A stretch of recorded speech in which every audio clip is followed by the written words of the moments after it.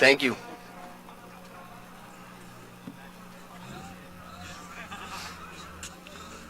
Good morning, and thank you all for coming.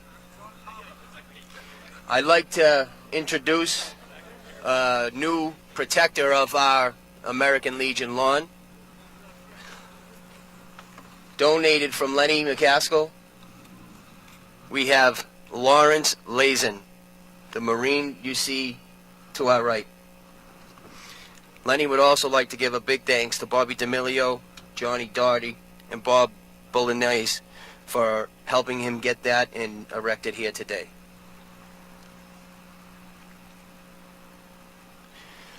I tell you, despite the weather, today is a beautiful day. Today, we get to mourn our fallen.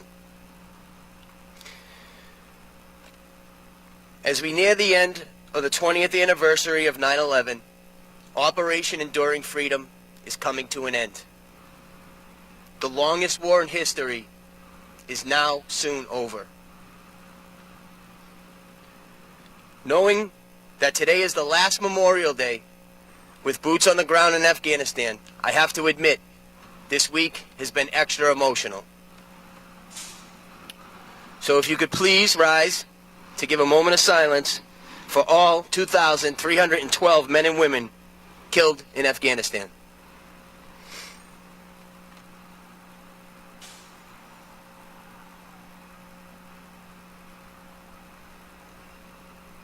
Thank you. Please remain standing. Mayor Arrigo, Senator Boncory, Representatives Giannino, Turco, Honorable Council, friends, and veterans, welcome to the City of Revere's annual Memorial Day ceremony. If you please, we are about to sing the national anthem from our own Olivia Frenning. Colors, post.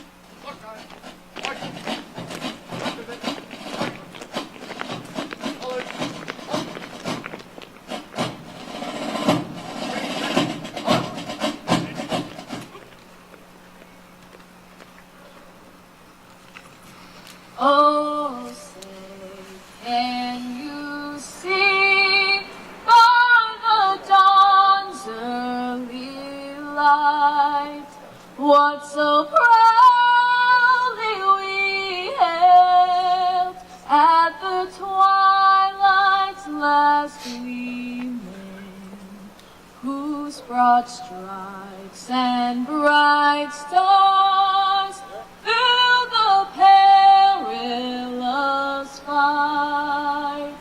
For the ramparts we watched were so gallantly streaming, and the rockets ran glare,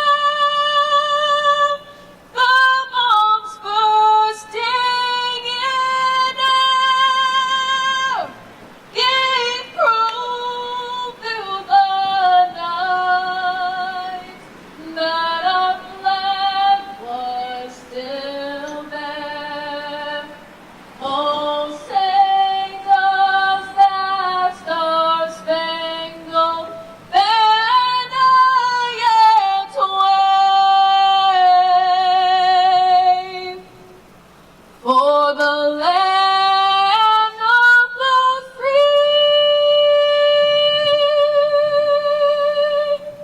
and the home of the brave.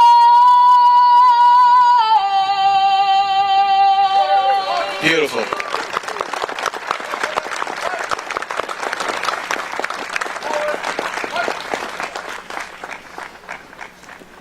If we can have the guardian of the flag, please present the flag.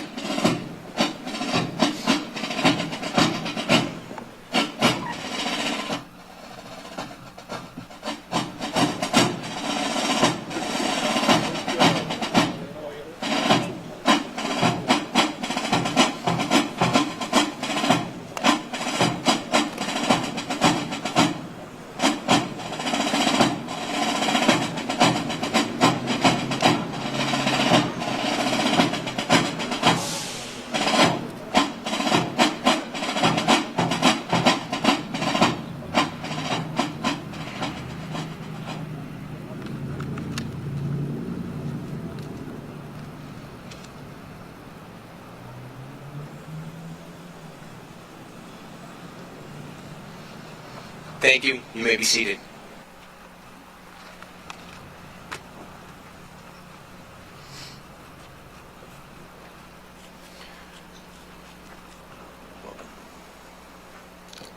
I have to be honest.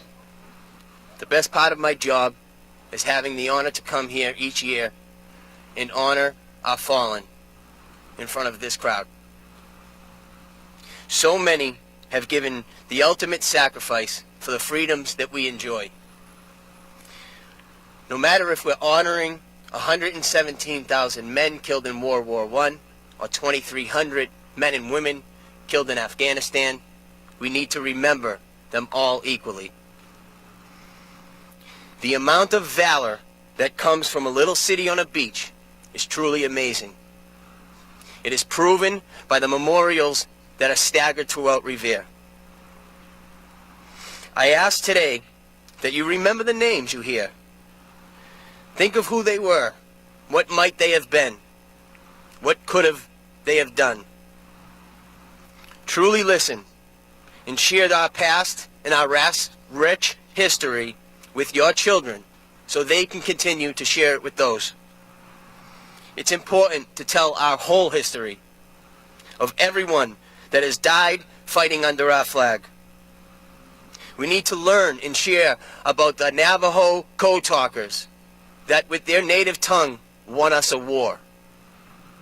We need to honor Regiment 54 and the Buffalo Soldiers who loved our country so much they were willing to die for a country that didn't love them back. To our veterans in Vietnam, our veterans in Desert Storm, to the men who died in Korea, Somalia, and other places around the world. We must continue to honor these fallen. I will not start by asking you not to enjoy your weekend and don't have barbecues. I truly believe we need to continue and we should celebrate. Enjoy your long weekend.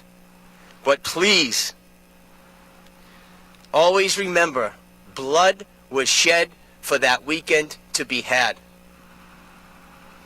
So, I ask as you leave today, I beg you, please never forget, some gave all. Some gave all. Thank you.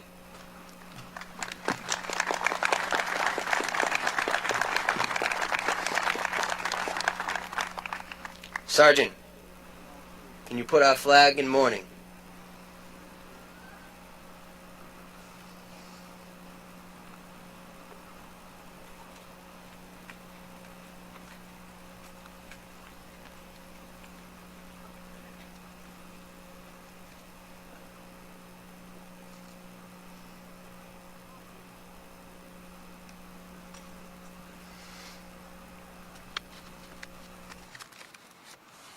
Next, we will have our Project 351 Ambassador, Camelia Souza.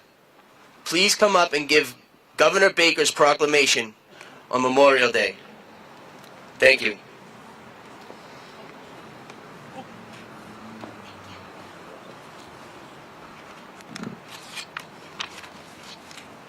A proclamation.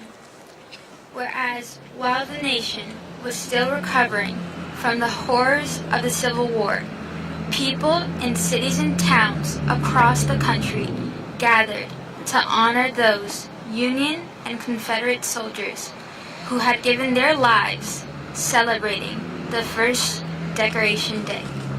And whereas after World War I, the nation came together again to honor those who had fallen in the service of their country. Renamed Memorial Day, the last Monday in May is when people remember and honor the memory of all the men and women who fought and died in all American wars and conflicts. And whereas throughout our country's history, thousands of Massachusetts citizens have fought in wars and conflicts to defend our safety and way of life. And whereas their legacy of patriotism and dedication to country is an inspiration to all Americans. And whereas it is appropriate that all Massachusetts citizens remember the bravery of those who gave their lives so that their sacrifices serve as a reminder of the cost of our freedom. Now therefore I, Charles D. Baker, Governor of the Commonwealth of Massachusetts, do hereby proclaim May 31st, 2021 to be Memorial Day, and urge all the citizens of the Commonwealth to take cognizance of this event and participate fittingly in its observance. Given at the Executive Chamber in Boston, this first day of May in the year 2021, and of the independence of the United States of America, the 244th, by His Excellency Charles D. Baker, Governor of the Commonwealth, Karen E. Polito, Lieutenant Governor of the Commonwealth, and William Francis Galvin, Secretary of the Commonwealth. God save the Commonwealth of Massachusetts. Thank you.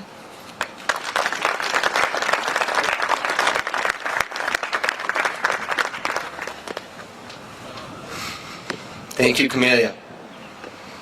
Actually, we couldn't connect with the Project 351 ambassador, so I reached out to the program, and within 24 hours, she had offered to come up and read that. So let's give a special round of applause for Camellia, please.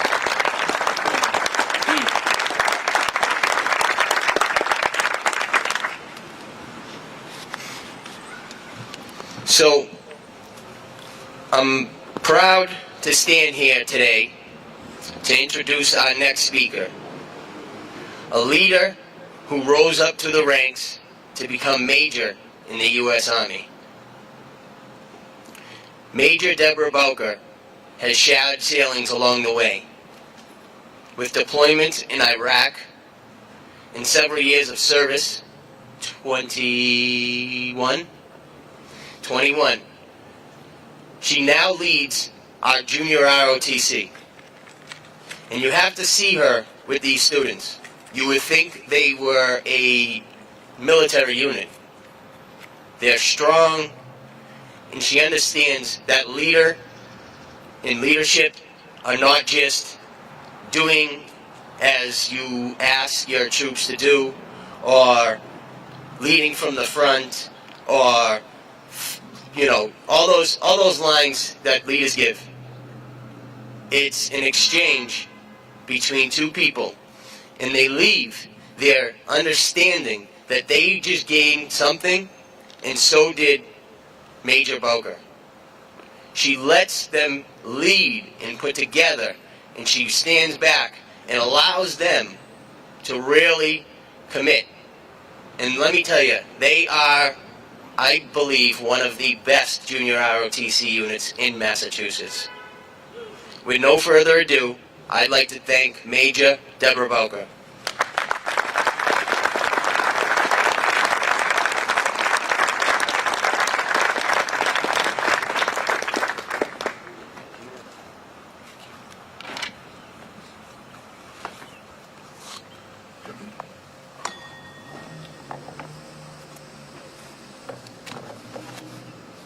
Thank you, Mr. Silvestri. Mr. Mayor, honored guests, good morning. I am retired Major Deborah A. Bowker, the Senior Army Instructor at the Revere High School Army Junior ROTC program, and honored and humbled to be the guest speaker for today's Memorial Day event. I'd like to share the true meaning of Memorial Day. The most visible symbol of Memorial Day is the American flag. If you look to your left, it is hung at half-staff until noon on Memorial Day. Then it will be raised to the top of the staff. Memorial Day is not a day to honor the living, but to the contrary, it is a day to honor the dead. For every soldier, sailor, airman, and Marine, Memorial Day is a somber day. to honor the more than 1 million American heroes who died in military service from the American Revolution through the global war on terrorism and every battle in between. Like all of us who have served our country, we went out and did what we had to do without question or hesitation to protect our rights and freedoms. When one of us hurts, we all hurt. And I, unfortunately, like most of you who served our country, lost many good friends, extended family, and brothers and sisters in arms. Please do not thank me for my service today. It is not Veterans Day. It is not Military Appreciation Day. It's a day to take the chief of the Union Veterans Group, known as the Grand Army of the Republic, issued a decree that May 30th should become a nationwide day of commemoration for the more than 620,000 soldiers killed in the recently ended Civil War. On Decoration Day, as Logan dubbed it, Americans should lay flowers and decorate the graves of the war dead, whose bodies now lie in almost every city, village, and hamlet churchyard in the land. On the first Decoration Day, General James Garfield made a speech at Arlington National Cemetery, and 5,000 participants decorated the graves of 20,000 Civil War soldiers buried there. Decoration Day was then renamed Memorial Day by President Richard M. Nixon in 1971 and became a national day of remembrance. A day of national awareness and respect to honor all the Americans who have died defending this great country of ours. The significance of the red poppy and its symbolism in a day of remembrance. In the spring of 1915, bright red flowers began poking through the battle-ravaged land across northern France and Flanders, which is in northern Belgium. Canadian Lieutenant Colonel John McCrae, who served as a brigade surgeon for an Allied artillery unit, spotted a cluster of poppies shortly after serving as the brigade surgeon during the bloody Second Battle of Ypres. The sight of the bright red flowers against the dreary backdrop of war inspired McCrae to pen the poem In Flanders Field, in which he gives voice to the soldiers who had been killed in battle and lie buried beneath the poppy-covered grounds. Later that year, a Georgia teacher and volunteer war worker named Monina Michael read the poem in Ladies' Home Journal and wrote her own poem, We Shall Keep the Faith, to begin a campaign to make the poppy a symbol of tribute to all who had died in war. The poppy remains a symbol of remembrance to this day. There are only 24 notes of taps, and when you hear it, you stand up. You do not talk, and at the end, you do not clap or cheer. Of all the military bugle calls, none is so easily recognized or more emotional than the call of taps. The melody is both eloquent and haunting, and once you hear it, you will always remember how it sounds. On Memorial Day, taps is always played to honor the men and women who paid the ultimate sacrifice, their life, for our country and for our freedom. Plenty of people use the weekend the way it was designed, to pause and remember the men and women who paid the price of our freedom, and then go about enjoying those freedoms. My proudest moment occurred on Wednesday, May 19th, 2021, when 27 Revere High School junior ROTC cadets accompanied the 3 instructors to the Rumney Marsh burial grounds to place flags at 46 veteran graves. In a year where their entire world was flipped upside down, they opted to do the right thing, rather than participate in the unofficial senior skip day. They are the reason I am driven to do my best, regardless of circumstances. I am encouraging all of you to pause for a national moment of remembrance at 1500, 3 p.m. local time. Thank you for being here. God bless you, and God bless America.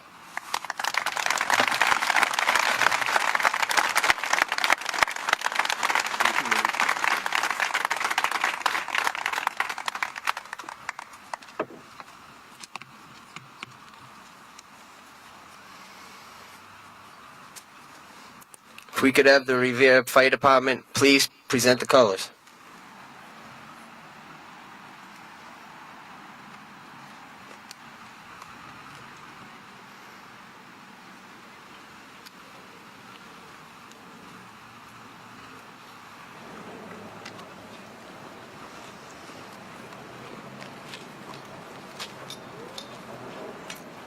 We will now play taps.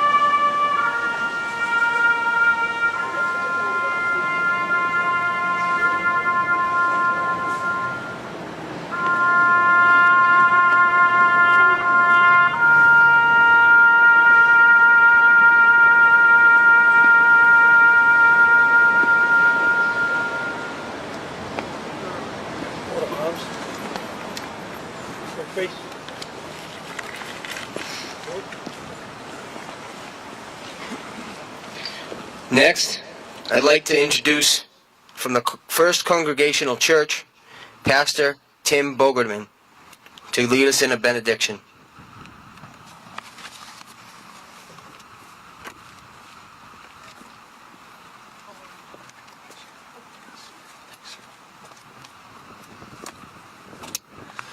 Let's pray. Almighty God, whose command is over all, this Memorial Day we remember those who defended our nation, who liberated the oppressed, who served the cause of peace, and who paid the ultimate price. Those who love and are missed and honored and remembered on this day. We soberly reflect on the cost of freedom, and we ask that you heal our broken world. March alongside us, O Lord, and be our Prince of Peace. Make us instruments of your peace, which passes all comprehension, which the world can neither give or take away. Your peace is not merely the absence of war, but a creative force that can transform the world. Your peace is about healing, harmony, and wholeness. May you abide with us, and may we follow you always. On this day, as we remember those who have fallen, we give to you and remember them in honor and respect, and we pray, O Lord, that you would teach us to remember them with that respect, to live our lives in freedom, to remember that, and be thankful for the ultimate price that they paid for us. We thank you, Lord, for our land. We thank you for the lives you've given us. May you be glorified. We pray this in the name of the Father, the Son, and the Holy Spirit. Amen.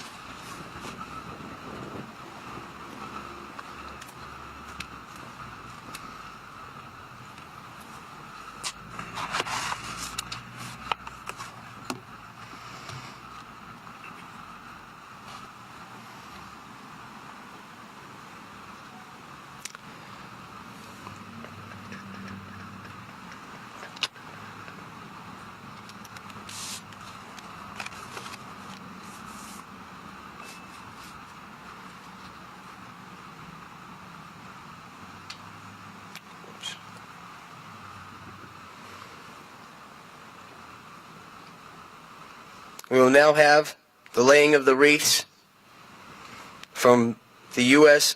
Massachusetts Army National Guard. Please present the wreaths, and Mayor Rigo, if you could please come up so we can undress this one.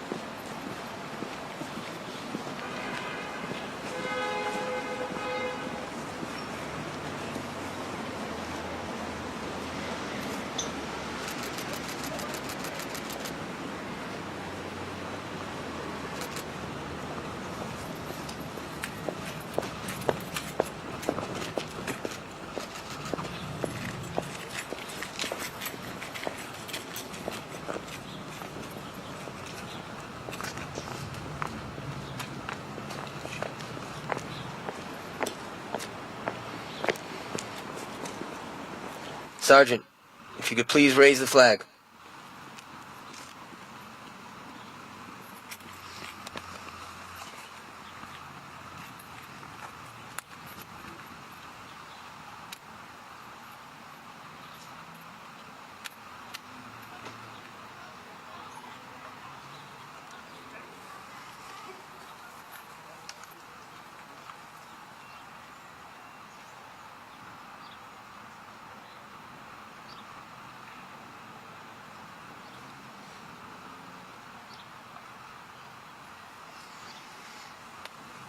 Thank you. You may be seated.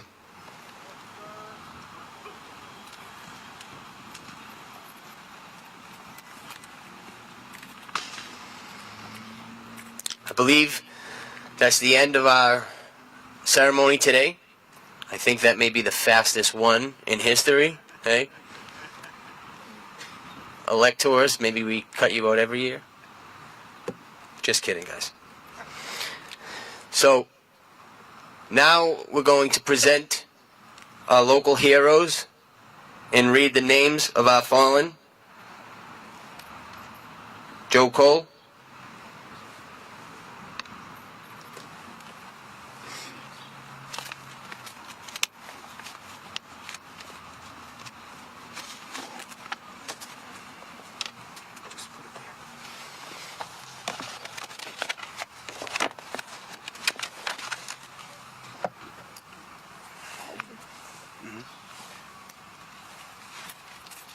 Interred in the Rumney Marsh burial grounds, starting with the Colonial Wars, Captain John Smith, Lieutenant Jonathan Bill, Lieutenant Joseph Hassey, Lieutenant John Floyd, Ensign Hugh Floyd, Ensign Joseph Belcher, Ensign John Center.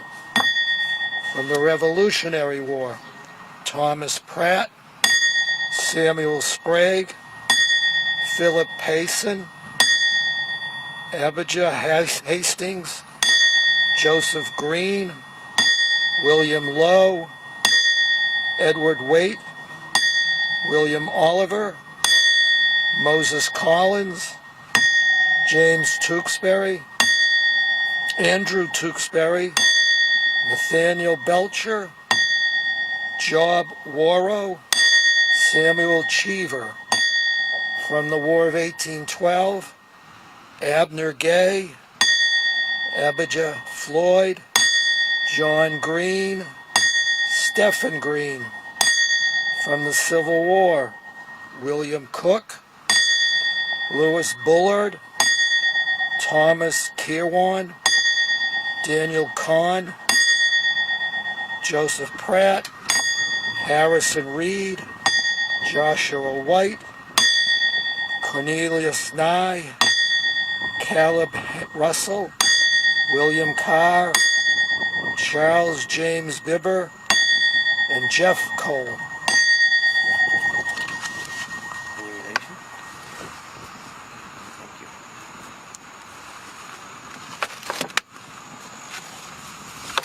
Bill Reedy for the reading of World War I.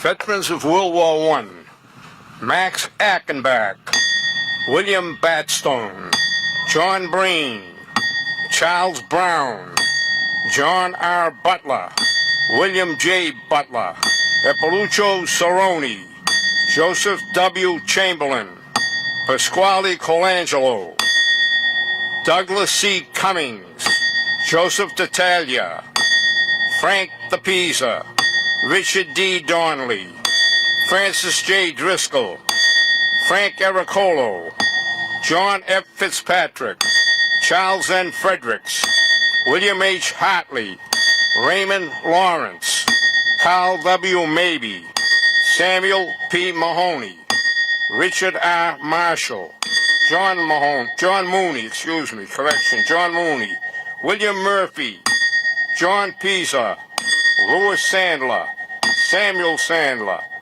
Albert W. Smith, James T. Sweeney, William Ungavarsky, and Earl B. Welch. Okay, thank you. Starting with World War II, Leo.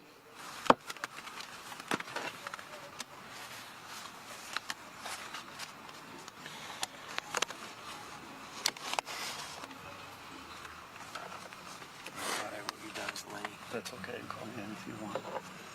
Warren Allen, William Allen, Frank Alvino, Salvatore Bagnulo, Frederick Baldwin, Joseph Beater, Michael Begley, Edward Bloom, Philip Boyd, William Boyd, James Brandano, Italo Bretta, Leroy Brown, Robert Brown, Milton Bubis, Francis Burns, Richard Conchard, Lotus Christiansen, Alfred Conley, John Conley, Lloyd Coolidge, Adolph Khmer, Eugene Koskia, Wilfred Cote, Robert Couture, Salvatore Crivello, Paul Cronin, William Grouch, Robert Cummings, Robert Cuso,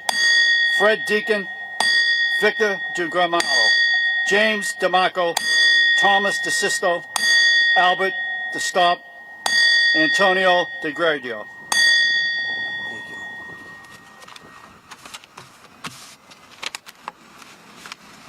Continue with World War II, Ira.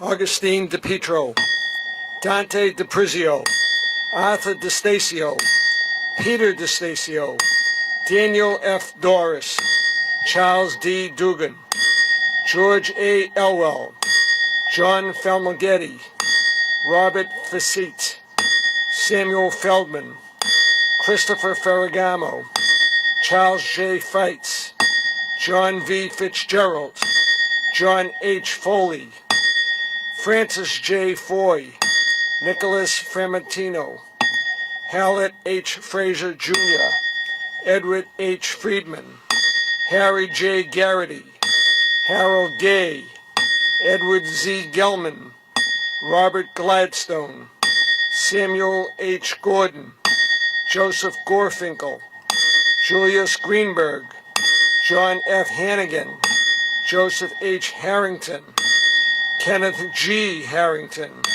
David P. Hartigan Jr., Herbert S. Hill Jr., James J. Hill, George Horblett, Joshua R. Howard, Morris W. Hudlin, John E. Hurley, James A. Janvrin Jr., Charles F. Jansen. Thank you, sir.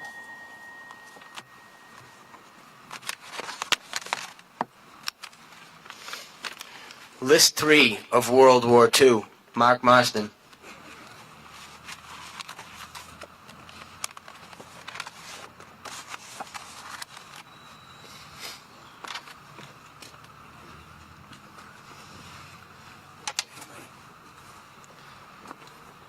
Joseph H. Joyce, John D. Kane, Isidore Kaplan, Harold Kendall, Chester Kenny, Hubert King, Alfred Kisnick, Elwyn Knowles, John E. Knox, Carol Cummer, Thomas Landry, Stephen Langone, Simon Lee, John Lehman, Raymond Lepore, Herbert Levine, Douglas McDonald, Andrew Mantini, Paul Masalowski, John Masteraucci, John Marino. Thank you, Mark. World War II continues. List 4, Jim Sinatra.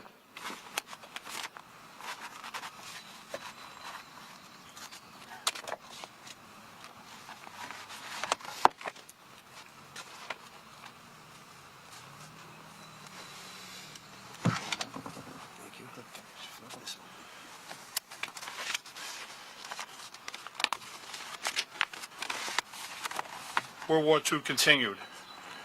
John Mayer Jr., Thomas McCarthy, Charles F. McCluskey, Robert F. McDonald, Charles G. McMacken, Joseph E. Messina, John H. Manicchio, Irving Mintz, Seymour A. Molin, Frank A. Molino, Dominic D. Mora, Joseph L. Matola, Joseph O'Brien, Christopher Paragon, and Edward J. Parsons.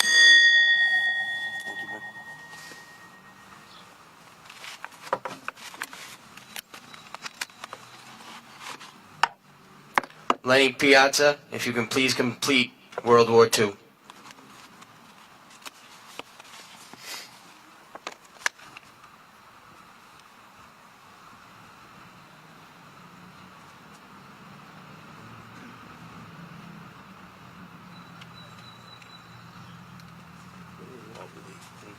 That's all right.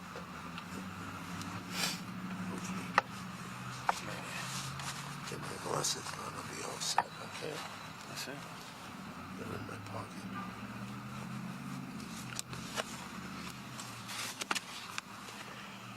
Kenneth Patno, Luigi Panaccio, Francis Petro, William Pigeon, James Quinlan, Fred Raymond, Carmen Rapucci, Alfred Romano, Harold Rosenbaum, Melvin Rosenberg, Samuel Rabinowitz, Alexandro Ruggiero, Alexander Russo, Anthony Sarno, Salvatore Safi, John Scarafa, Thomas Shaughnessy, Gerald Shaughnessy, Irving Sherman, George Singer, Kenneth Snow, Peter Semmelus, Edward Simon, Robert Struthers, George Sullivan, John Sullivan, Gerald Swirling, Carl Tomajan, Sidney Torreson,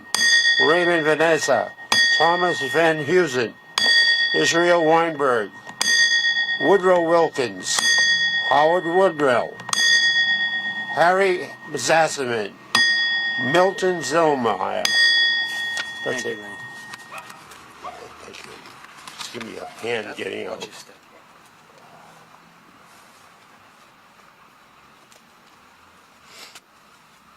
If you're wondering, that's 145 KIAs from the city of Revere in World War II.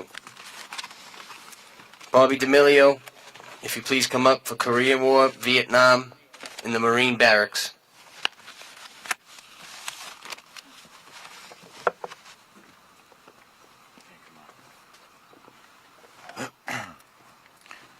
Korea, Shirley B. Andrews, Hugo F. Carroza, Frank Caridio, Gerald Chieppo, Joseph Concanon, Bernard A. Canali, Bernard Kniznik, Robert S. Morrow, William A. Chivary, and Walter Smart. Vietnam, Kenneth G. Brown, Robert L. Blaze, James L. Dumont, Sebastian E. DeLuca, Martin L. Gillespie Jr., John M. Glazer, Arthur R. LeGros Jr., Alan J. O'Brien Jr., Walter S. Olinsky Jr., Stephen J. Penta, Thomas W. Whitten, Robert Carl Levine, and Norman Bettis.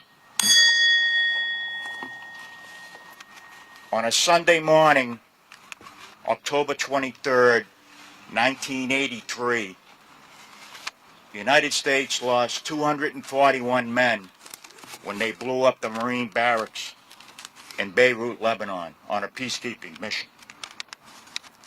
We lost 3 Army soldiers, 18 sailors, and 220 Marines.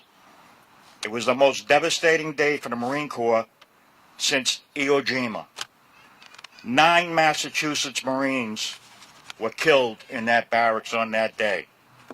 And their names are as follows: Captain Michael S. Haskell, Sergeant Edward J.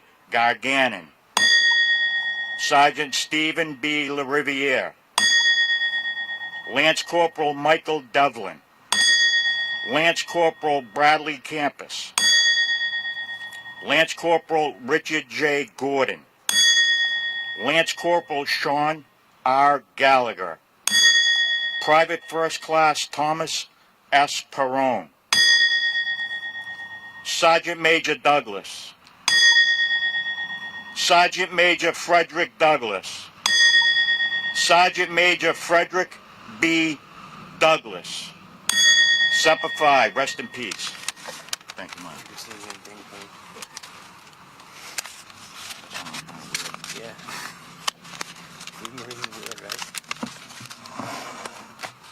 Gulf War, OEF, OIF. Daniel Cunningham.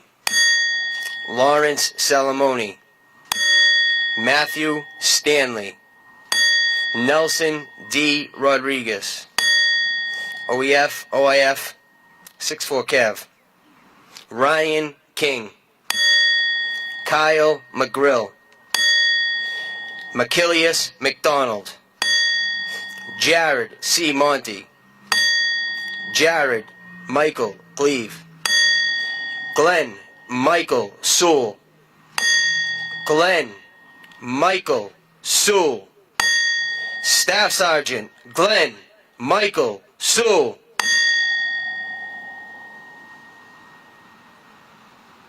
Thank you, that's our names of our fallen. Thank you. Now we have a special presentation for some amazing families. When I said the valor in this city is special, it truly is. When you have a moment, take a chance, Google some of the names you hear today. So with any further ado, I'd like to honor and read Mr. Bagnera. Is anyone here from the Bagnera family? Okay.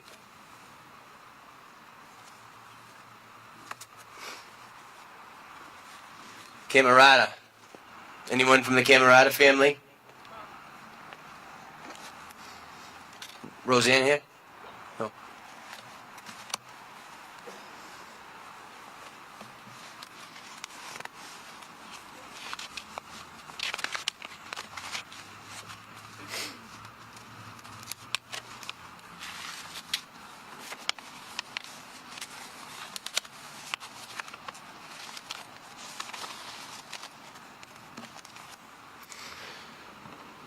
So John Camarata was born and raised here in Revere. In 1934, at the age of 11, and he stayed here for the next 84 years. Sorry, he actually was not. He moved to Revere in 1934. For the next 84 years, he would be in the city. He would come to know his love for serving the military, serving here in Revere, serving all of his people that he loved, his family.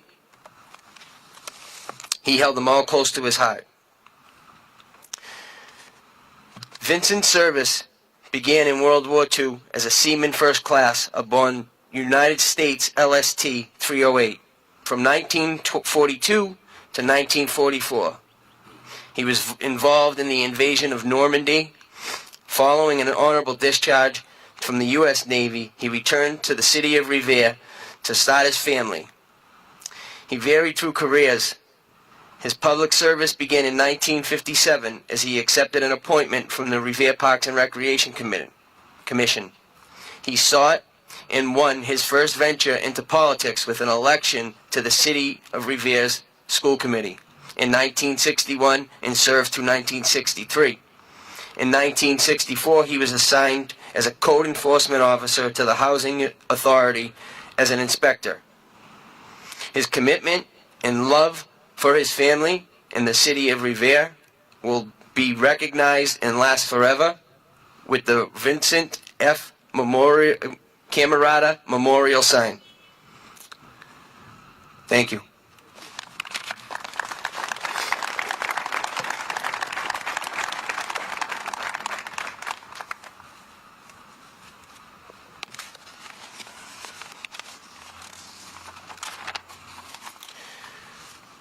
Camarata family. So, John Camarata's life is one that spanned out over 98 years. 3 siblings, an unremarkable marriage, 2 sons, 4 grandchildren, and 3 great-grandchildren. It was a life filled with travel, hobbies, and education and sacrifice. It was one of love, happiness, and a constant appreciation for what he had and what he worked for. He was a healer, a teacher, a lover, and a believer. John was born January 25th, 1922 in East Boston, but along with his family moved to Revere at the young age where he would then end up setting roots in both the lowlands of Rumney Marsh and up in the hills of Beechmont. There they would begin to intertwine themselves into the rich history of Revere, most notably serving its public sector.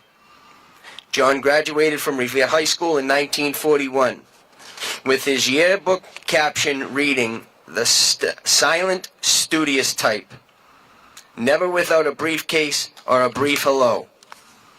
In 1942, at the age of 20, he enlisted in the United States Army. He served as a field medic on surgical technician in World War II as part of the 69th Armored Infantry Division. He marched through the European theater and did operations in battles. He was a recipient of multiple campaign ribbons, Good Conduct Medal, and the Army Occupation Medal of Germany. However, much like others of his generation, he rarely spoke of his time overseas. Yet all of these stories that he could have told, he held close to his heart. None were as important to him as then a Swiss guard who invited him into the dome of St. Peter's Basilica. He would tell that story so much that his grandchildren began to roll their eyes when he started. Every time they heard it, they would laugh. But this was just one example of his unique ability to see the positives in every situation. He took his ability to heal and brought it home with him, where he would not only have a fortress of medical supplies at his finger's length away, but he also knew how to heal through his words. He would always know the right thing to say and when to say it. He would routinely take an opposing side of an argument just so you could differentiate a different perspective. As frustrating as that was, he could ultimately end the conversation, assuring you that God always had a plan. Upon returning home from service, John sought to continue his education at Boston College, where he would study biology. He was proud Golden Eagle. He was a proud Golden Eagle. Though he loved people and many things, no love was deeper than the bond he had with his wife, Paula Fela Corrado. Whether you were his friend, a relative, or a complete stranger, he would treat you like you were one of his own. John was a teacher in the Revere public school system for 35 years, starting at the Paul Revere School and then eventually moving to tech biology at Revere High School. His teachings never stopped within the walls of the classroom. He brought his life lessons home with him to his family, and he was always quick to provide lessons around hand craftsmanship, love, of companionship and resourcefulness. How could you not sit and take time to listen to a man who transformed a small beach house into a forever home, or a man that was married to his wife for more than 60 years, or a man that was able to turn a used Pringles can into a pen holder?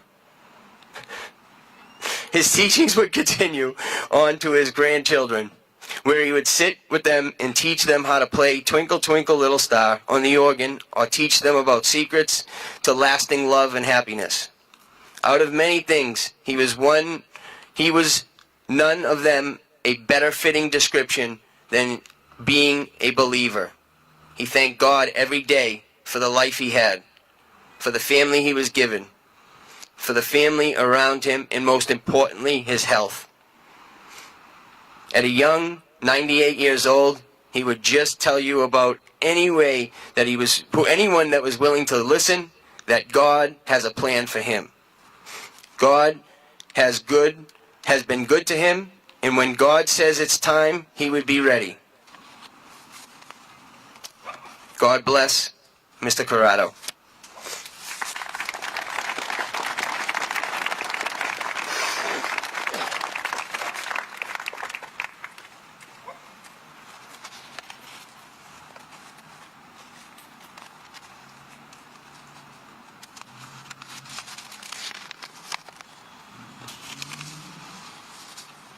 Ronald Corbett. Attorney Ronald P. Corbett turned 95 last Saturday. Mr. Corbett was born and raised in Revere and remains one of its residents. He attended Immaculate Conception, graduating in 1938 with great honors and as class president. He was co-captain of the 1938 Revere American Legion baseball team that won its way to the national championship semifinals in Princeton, Indiana. Oh, that's pretty cool. He went to attend Boston College, graduated in 1942. He was a member of the football team there and was a center on the Cotton Bowl and Sugar Bowl teams in 1941. That's even cooler. His enrollment into the United States Army followed in World War II, where he served in Europe under General Patton in his 3rd Army, 4th Armored Division. He was fluent in French and was great strategic to use in the battalion he served with. He took part in the famous D-Day beach invasions, as well as the historic Battle of the Bulge. At the end of the war, he honorably discharged as a corporal. Following his wartime service, he enrolled in Boston College Law School and graduated in 1951. He was married that year, and he and his wife had 4 children: Ronald, Nancy, Jonathan, and Brian. Opened a law firm in Revere, Corbett and Beraton. Attorney Corbett has been practiced law for over 65 years. He also served alongside his friend George V. Colella as chairman of the Board of Assessors beginning in 1965 and in retiring in 1991 with Mayor Colella. Thank you, Ronald Corbett.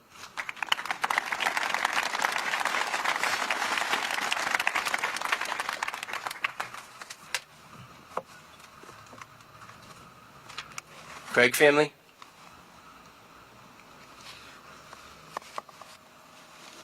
Family here?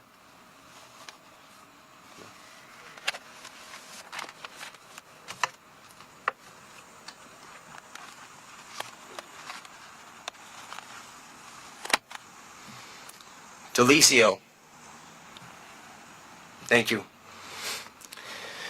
The Delicio family would like to give a great thanks to their friend and for this honorable dedication to Frederick Delicio. Their friend Anthony Sabella, Fred's nephew, who initiated this and drove me insane over the last year. Really. Here's a true story from a father to a son. They were sitting on a bench on a warm summer day. The sky was clear blue and decorated with large white puffy clouds, ones that looked like piles of cotton candy. The father, pointing to the sky, and told his son, "I used to fly an open cockpit biplane through those clouds." Flying from one cloud to the other, and the son caught the image of his dad in the open cockpit with aviator goggles and a traveling scarf, soaring through the clouds on the wings of the wind. Son just sat there in amazement and admiration of his dad, imagining what that experience must have been like. Born Federico Delisio, Frederick was much like anything of the young men and women of Revere at the time. First generation Italian-American, he was one of the youngest sons of Angelo and Madeline Delisio. Madeline and Angelo immigrated here from South Italy and dedicated their lives to raising their children to have good character, integrity, work hard, and respect others. Their parents and two sisters, Vio, and Genevieve, all attended St. Anthony's Church. Angelo and Madeline were factory workers and farmers, yet didn't take them long to purchase a piece of land on Dawes Street with the little money that they had left over. They built a small shack out of plywood for the family with a large garden. That is where Fred was born, in a plywood shack on Dawes Street. Fred joined the military at the end of World War II, joined into the United States Army Air Force, where he trained for aerial warfare at the age of 22. It takes a lot of moxie to go to thousands of feet in the air and be willing to face tyranny of evil of World War II, but that was just the way he was. Brave veterans trained to do stuff like that. Fred never had the opportunity to confront a Japanese Zero or German machine gun, but he was willing to be prepared for just that. He trained first on a P-10-17, the biplane with open cockpit, and then more sophisticated BT-13 and AT-6. The National Guard, he flew the large transport planes, a sophisticated B-13 and an A-6. In the National Guard, he flew the largest transport planes, a military C-47 and a civilian DC-3. Fred worked his way through the ranks of the Air Corps, from aviation cadet to flight officer and second lieutenant in the National Guard. He raised to first lieutenant, then to captain before retiring in 1958. Fred continued his love of flying in his 20s and bought his first plane, an open cockpit, low-wing P-19, which he parked in the driveway facing Dawes Street. For a day until Fred started the engine and blew the tomatoes of the vines. I can imagine. Quickly, it was moved to an airstrip in the back of what is now Northgate Shopping Center. Later, Fred married Jenny Doucette, a darling Revere girl, who went on herself to be a professional figure skater and fashion model. Jenny says she must have come from a visit in Colorado, and her girlfriend brought Fred and his buddy to her house. There were sparks from the beginning. When she opened the door to greet Fred, the only two words he was able to say, was Hubba Bubba. You go. When Fred's father, Angelo, met her, the first thing he did was put a flower in her chair and uttered two words in Italian, Bella Bella. They were married 70 years with 4 children, 9 grandchildren, 12 great-grandchildren. The family attended 2 churches, St. Anthony's Catholic and Arenas Episcopal. Faith itself was more important to them than choosing one denomination over another. Fred's career as a contractor, he built the first tower at Logan Airport, the first airplane hangar at Lawrence Airport, police and fire stations, banks, and other buildings. With his own hands, he built every home he ever lived in, including the 2 in Revere, on Lampert and Vane Streets, and the others in Andover. All are still standing and in fine condition. Faith being essential in his life, him and Jenny's life, they were generous to charitable organizations and church, but mostly to family to ease the burdens of those in need. Fred's typical response when he was thanked, "I'm glad to do it." And Fred made the most important faith decision of his life, giving his heart to the love of Jesus, a decision which he proved consequential in 2019 at the age of 96. Fred made his last flight a glorious one from earth to eternity. The legacy of Fred will live on with us forever. Fred, your love of God, love of family and friends, but most of all, your love of country will never be forgotten. Thank you.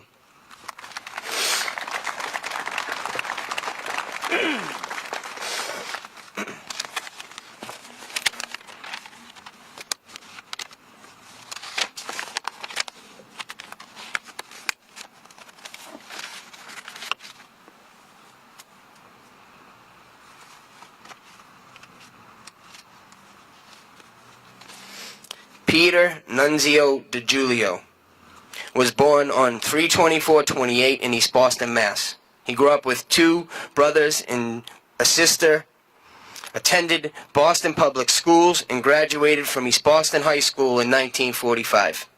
He played football for St. Lazarus School. Upon graduation, he enlisted in the U.S. Navy and spent time cruising the oceans during the Korean War. After arriving back home, he married Gloria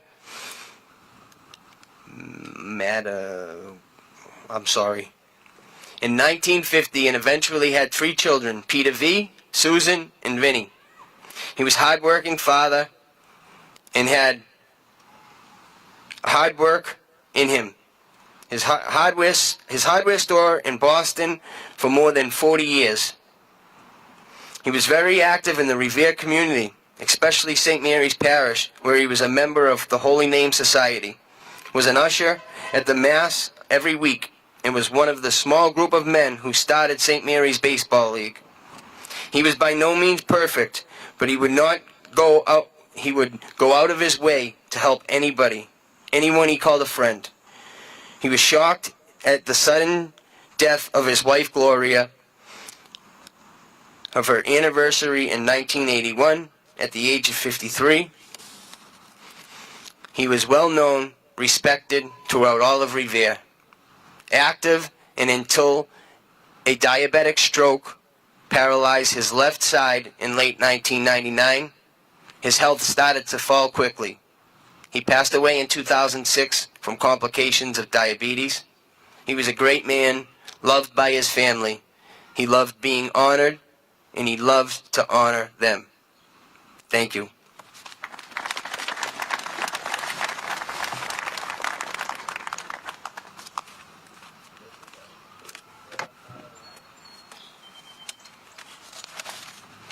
Griffin family.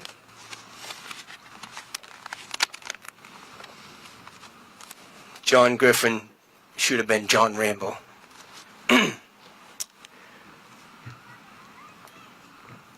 I guess I can't start it like this is written because I would be Donna DeMarco. But I will say Donna's father, John J. Griffin,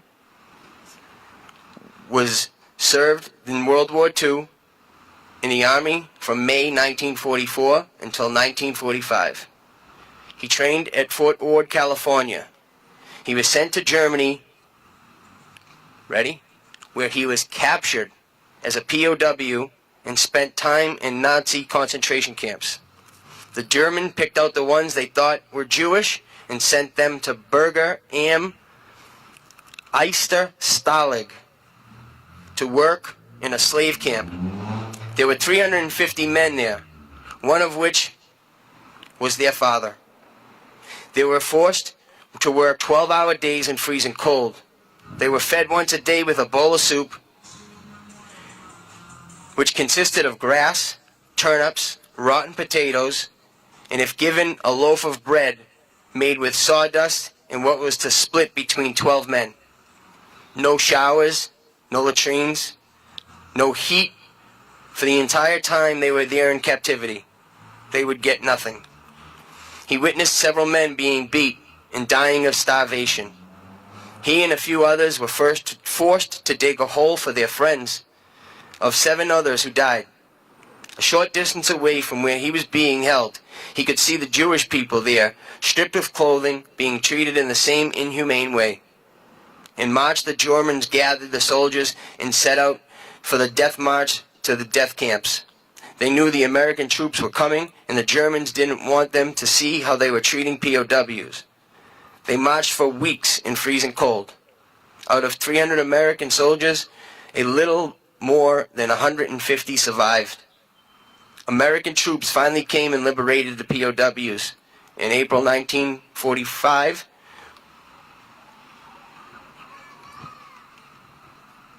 John was only 85 pounds when he was found. Upon returning home, he was awarded 2 Bronze Stars and made a corporal. A few years later, he met his wife, and together they had a 2-year-old son. In those days, it was frowned upon for a Catholic man to marry a divorced woman with a child, but he loved, and he did it against his family's wishes. He adopted his oldest son and treated him as if he was his own. He resided on Essex Street from 1969 until he died in 2009. He was generous, a loving man. He would never say no. If you were family or friend, he would do whatever it took to help you. His wife was diagnosed with throat cancer at an early age of 38. Her voice box was removed, but he stood by her until she passed at 69. He worked 3 jobs to take care of his family. He was a postman. By day, for 30 years in Malden, he cleaned offices at night and pumped gas on the weekends. When he retired, he worked for the Senior Parks program. He watched his 2 grandchildren 5 days a week, and at the ages of 2 and 9, they were a handful. He then picked them up from school, brought them to activities, and whenever we needed help, Dad was there. He was a member of the Revere Beachmont VFW. His oldest son, Richard, was also a Vietnam veteran who was diagnosed with leukemia of March of 1995. My mother and father took care of their son. In August of the same year, he died at only 47. John Griffin was one of the strongest men we know. He had a heart of gold, and I can't thank him for all the stuff in Loving Deserving Memorial. I would love to appreciate and help in the family of Mr. DeMarco. Sorry, Mr. Griffin. Thank you, truly.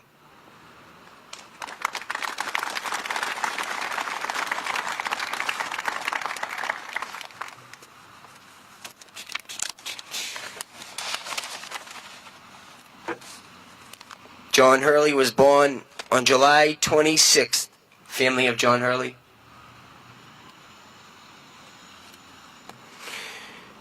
John Francis Hurley was born on July 26, 1936, the 5th of 9 children, to Joseph and Mary Hurley in Dorchester. As a child, he'd attended St. Anne's School, where he had a love for religion and academia. He was a hard-working student, but was also a free-spirited prankster. John's fearless diver and was a fearless diver and was known to swim out to the anchored ships, boldly climbing aboard and jumping off the decks with his friends and siblings, cheering him on as he did. John graduated from Roxbury High School and joined the Army during the Korean War. He was stationed in Germany, where he would do intelligence and security work.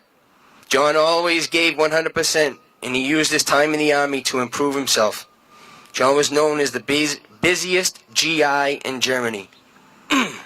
After serving his country, John was honorably discharged as an SP3. He returned to his home and began his career at Boston College. He earned his undergraduate and his master's degree and became a double Eagle. John met the love of his life, Virginia, married and settled down in Revere, Massachusetts, where they had 4 children, Christine, Kara, John, and Virginia.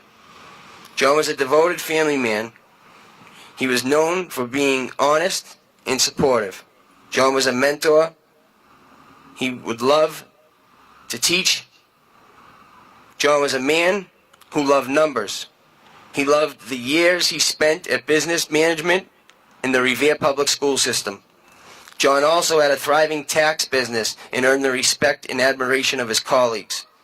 John worked tirelessly as a public servant.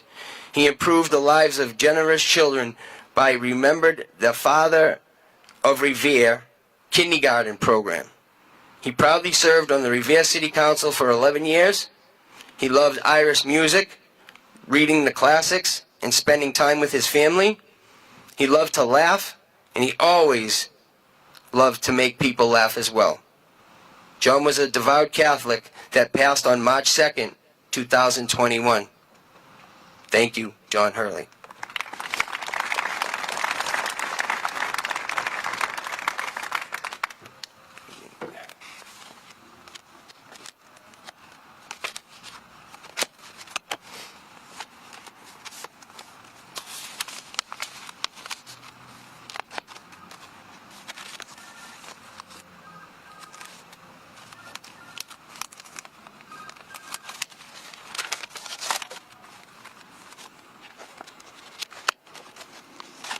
Family of Sergeant First Class Raymond W Puck. Raymond W Puck was a distinguished soldier in combat during World War II. As part of Echo Company, 28th Infantry Regiment, his 1st Infantry Unit fought every step of the way through Normandy, northern France, Rhineland, and Central Europe. His unit was one of the most important to success of getting the beaches, and commonly known as Omaha Beach. In 1944, the early days of Normandy invasion, with disregard for his own personal safety, Raymond entered a hostile, contested village to aid a comrade who was pinned down by enemy fire. In spite of the fire on him, and although wounded in action, he successfully effected the evacuation of his wounded friend. In recognition of this heroism, he was awarded the Silver Star. As a highly decorated World War II veteran, he was proud of his service, but never was boastful. During his service, Raymond was awarded the Silver Star, 2 Purple Hearts, a Good Conduct Medal, Combat Infantry Badge, and the European, African, Middle Eastern Theater Service Medal. He was also awarded the Croix de Guerre with Bronze Star by the French government for his acts of heroism under combat with enemy forces. Raymond Pott was humble. His father, John, died when Raymond was a young boy. He and his older brother, Richard, were raised by their mother, Virginia, during the Great Depression. As a young man, after school, he worked in the now what is known non-existing Boston Garment District. World War II. And he, like many, answered the call, and as already stated, served with honor and distinction.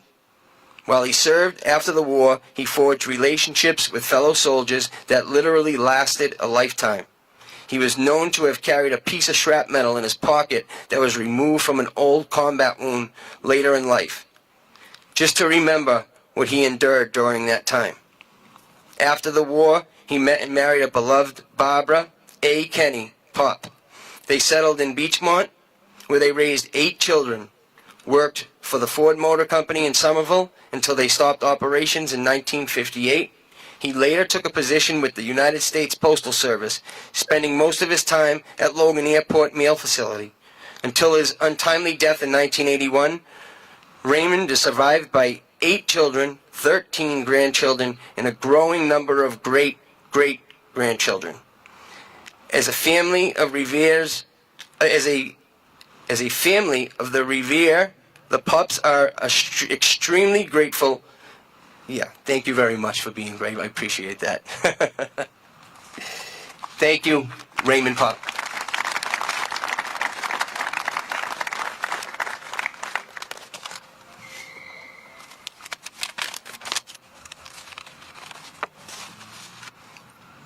Family of Joe Red Terenzio.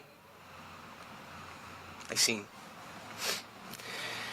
Red Terenzio was born on June 16, 1923, and died March 30th, 2020.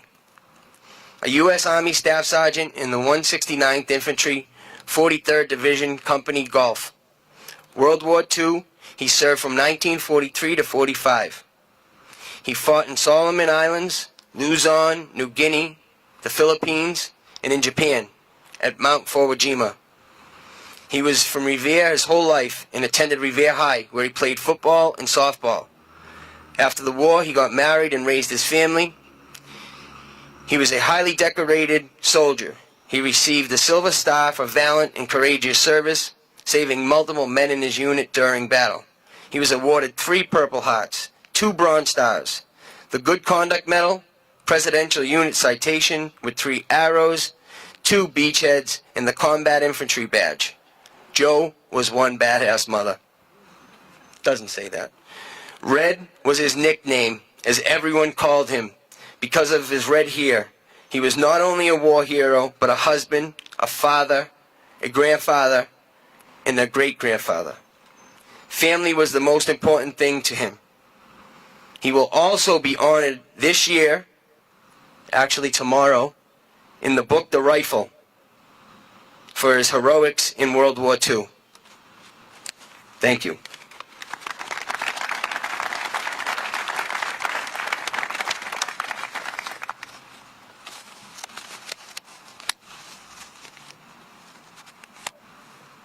Family of George Taro. Private First Class U.S. Army veteran George Taro was part of the greatest generation and a true American hero. He was the 41st veteran to die at the Chelsea Soldiers' Home from the start of the pandemic. And even though he did not have COVID, the ramifications of the conditions necessary to keep residents safe contributed to his greatly demise. The isolation, lack of stimulus, and the inability of his family to continue their regular visits affected him deeply. We all believe he would still be alive today if the pandemic hadn't hit. George was a resilient person, born to Italian immigrants. He resided with his parents and 2 siblings in the Cold War, in a cold water flat in Revere. Life was not easy at this small second-floor apartment on Elmwood Street, but life as he knew it, he loved it. As a young boy, he developed typhoid fever and spent several months at the Mass General Hospital. Doctors told his mother that he would not see his next birthday, but he did fully recover. Attending Paul Revere School, he persevered during the Great Depression. Then came the war. When George was drafted in early of 41, he was only supposed to serve for 1 year. However, that 1 year turned into several. He was in countless battles with enemies from Japan after they attacked Pearl Harbor, launching the United States into the World War II. The first few years of service consisted of George serving on coastal patrol along the coast of Maine and New York's Island. On February 12, 1944, Private First Class George Taro and fellow soldiers from the 30th Division boarded a ship bound from England. While in England, he saw the planes that were heading out for D-Day. He knew war wouldn't be far behind them. George and the soldiers of the 30th Division would arrive on Normandy's Omaha Beach 6 days after D-Day. His division marched 22 miles inland to relieve the troops. The next month, he was wounded in battle, where he received a Purple Heart. He was shot in the thigh and lower leg, and that injury would plague him for the remainder of his life. One of many medals that he would receive was his Purple Heart. He had devotion and duty to his country, including the French Legion Honor of Medal, American Defense Medal, European, African, Middle Eastern Campaign Medal, World War II Victory Medal, 3 Bronze Service Stars, the American Campaign Medal, Good Conduct Medal, and an honorable discharge. George returned home to his family, and later it began with his wife, the late Mara Fala Taro, with whom he shared 57 lovely years. George believed in familia prima, family first, and was a proud father of 2 daughters he adored, 3 grandchildren, 1 great-grandchild. He loved his siblings, their wives, and many nieces, many nephews and cousins. George worked for the city of Revere in several positions before his retirement. He arrived at Chelsea Soldiers Home in October 2017 with a fitting that he ended up residing at that Soldiers Home as his wife, Mary, worked there for many years. In the records department, she, after being diagnosed with prostate cancer in 2016, hormone treatment fought back that cancer. But it was the environment created by COVID-19 that he could not overcome. That was the final battle George Taro would serve. Passing away on Monday, June 8, 2020, 3 days after his 101st birthday. He was a proud veteran, a war hero. He was a hero to many. Thank you, George. Thank you for your service.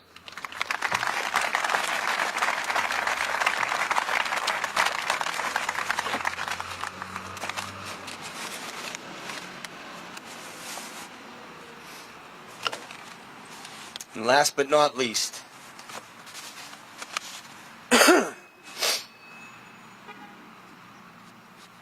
so I read about Red Terenzio, and now I'll read about Albert Dereko. Funny thing about the 2 men, Al's son married Mr. Terenzio's daughter. So they had some remarkable valor in their family. What are the odds, right?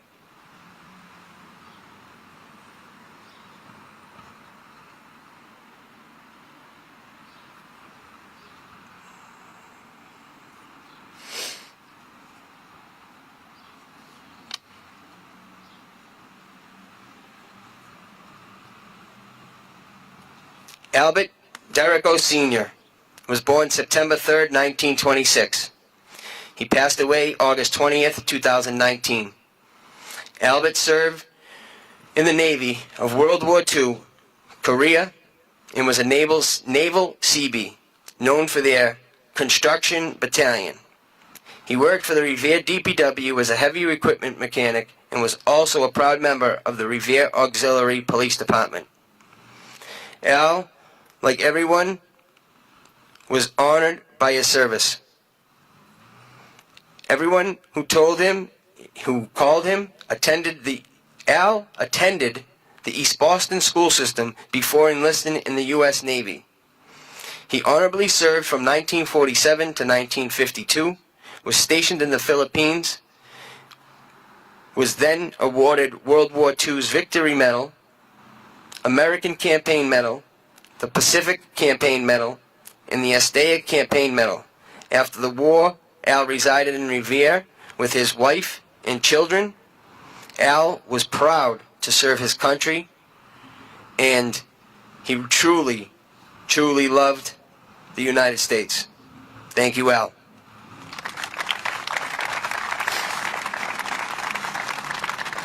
Well, folks, that concludes our services today. If the families of the memorial who we talked about at the end could stick around so we can get a photo with your memorial sign, please do. Thank you.